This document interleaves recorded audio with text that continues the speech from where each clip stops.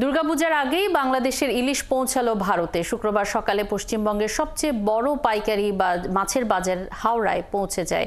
সেখান থেকেই চলে যাবে কলকাতা সহ রাজ্যের বিভিন্ন প্রান্তরে বাজারে।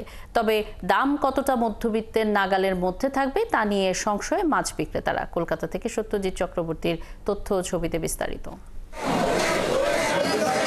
বাংলাদেশের ইলিশ আসার খবরে শুক্রবার সকালে দূর দূরান্ত থেকে অনেকেই বাংলাদেশি ইলিশকে দেখার জন্য বাজারে ছুটে আসেন।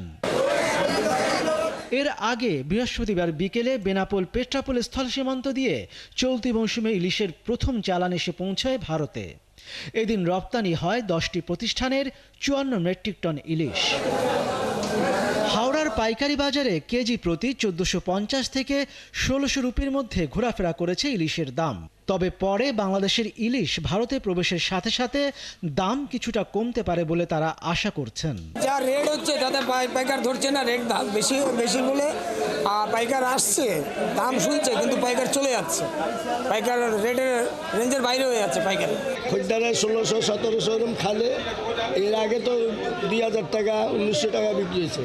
তবে ব্যবসায়ীদের দাবি দাম বেশি হওয়ায় স্বল্প আয়ের মানুষের পক্ষে এই ইলিশ খাওয়া কঠিন। সরকারি কর্মচারী ও ব্যবসায়ীরা মূলত এই ইলিশের ক্রেতা। মনিরুজ্জামান বাবু, 71।